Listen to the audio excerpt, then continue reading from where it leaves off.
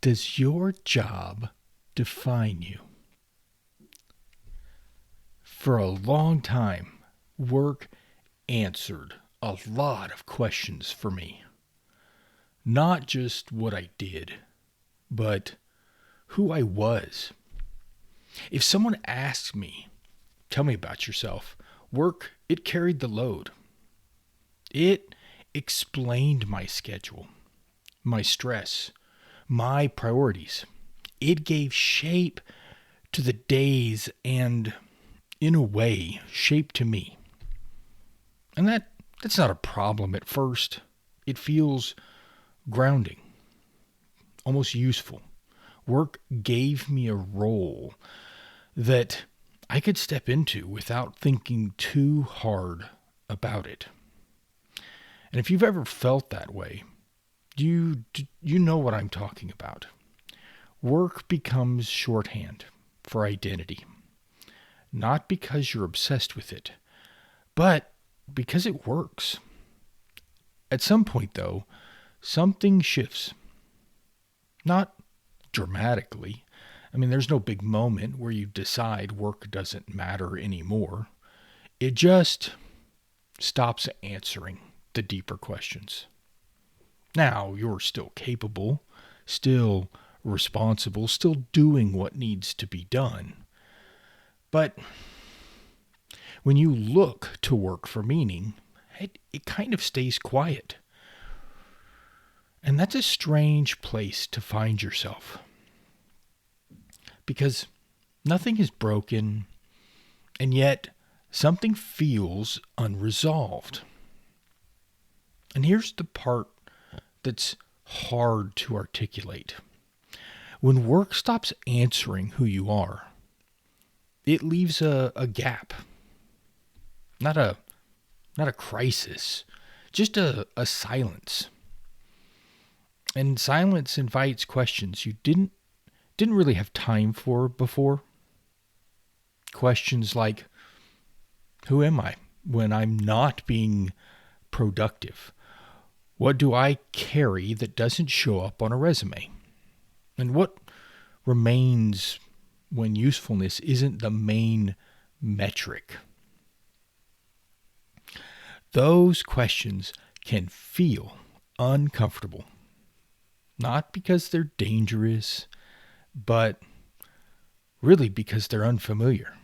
For years, work gave feedback to us. Deadlines, results. Work has clear expectations. You knew where you stood. But identity doesn't work that way. It just kind of sits there, waiting. No quarterly reviews for you to reflect on. This is often where people assume something has gone wrong, right? They call it burnout or restlessness or accuse you of a midlife crisis. And sometimes, I guess that's true, but sometimes it's something quieter. Sometimes it's just the realization that work was never meant to carry as much weight and burden as we've asked it to.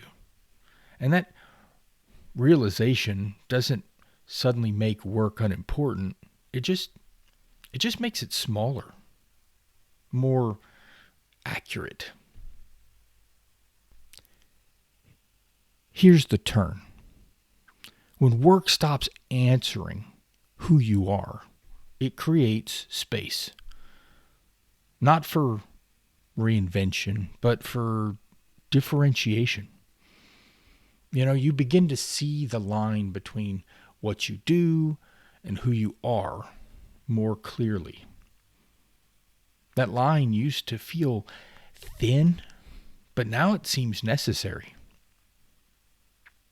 Now, this doesn't mean you stop caring. It means you stop expecting work to complete you. There's a steadiness that comes from that. A quiet posture You show up.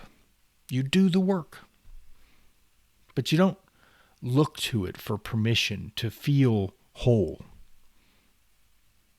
Now that shift, it can feel unsettling at first because it removes a familiar source of validation. But it also removes a pressure you didn't realize you were carrying.